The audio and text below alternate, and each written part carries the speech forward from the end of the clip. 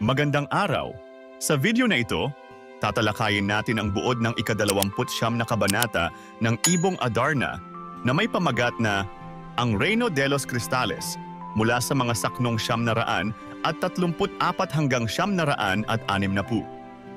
Pag-aaralan din natin ang mga mahahalagang pangyayari, tauhan, tagpuan, talasalitaan at aral, mensahe o implikasyon na matatagpuan sa kabanatang ito. Simulan na natin. Matapos ang isang buwang mahabang paglalakbay, sila ay dumating sa destinasyon at natuklasan ang lugar kung saan naliligo si Maria Blanca at ang kaniyang mga kapatid. Bumaba na si Don Juan at sinabi ng Agila na tuwing alas 4 ng madaling araw naliligo ang mga prinsesa. May kanya-kanyang palikuran ang mga prinsesa at agad niyang malalaman kung sino sa kanila si Maria Blanca dahil ito ang pinakamaganda. Binilinan din niya na magkubli si Don Juan sa likuran ng isang halamanan at hintayin ang pagdapo ng 3 kalapati sa puno ng peras. Tulad ng inaasahan, sa ganap na alas 4 ng madaling araw, dumapo ang 3 kalapati sa puno. Ito'y naging 3 magagandang dalaga at nagpatuloy sa kanilang paliligo.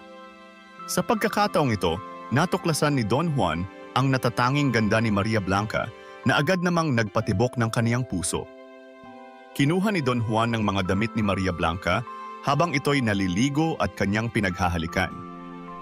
Nang malaman ng prinsesa na nawawala ang kanyang damit, nagbanta siyang papatayin ang sinumang gumawa nito sa kanya. Dumako naman tayo sa mga mahahalagang pangyayari. Matapos ang isang buwang paglalakbay, si Don Juan ay dumating sa lugar kung saan naliligo si Maria Blanca at ang kaniyang mga kapatid, na itinuro ng Agila. Sinabi ng Agila kay Don Juan na tuwing alas 4 ng madaling araw naliligo ang mga prinsesa at si Maria Blanca ang pinakamaganda sa kanila. Sinunod ni Don Juan ang payo ng Agila na magkubli sa likod ng halamanan at hintayin ang 3 kalapati na dumapo sa puno ng peras. Naging 3 magagandang dalaga ang mga kalapati at nagsimulang maligo. Dito natuklasan ni Don Juan ang ganda ni Maria Blanca.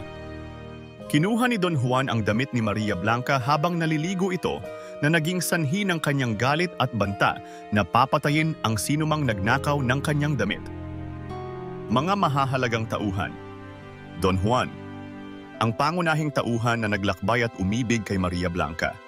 Maria Blanca, ang prinsesa na natatangi ang ganda at siyang umakit sa puso ni Don Juan.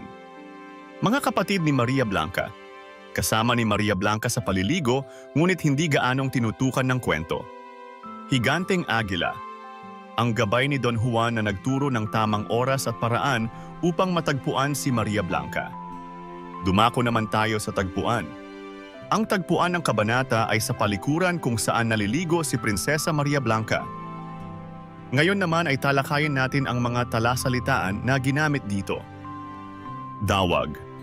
Mga ligaw na halaman na matitinik, dili-dili, pag-iisip o pagbubulay-bulay. Hinahawi, pagtatanggal o pag-aalis ng balakid, gaya ng mga halaman o bagay na nakaharang. Kaaya-aya, kasiyasya, kaakit-akit o maganda. Karektan, kagandahan. Kublihan, taguan o silungan. Mangubli, magtago o sumilong. At ngayon ay alamin naman natin ang mga aral o mensahe ng kwento. Ang pagmamahal ay kadalasang nagsisimula sa paghanga sa pisikal na kagandahan, ngunit mahalaga rin ang katapatan at kababaang loob sa tunay na pag-ibig.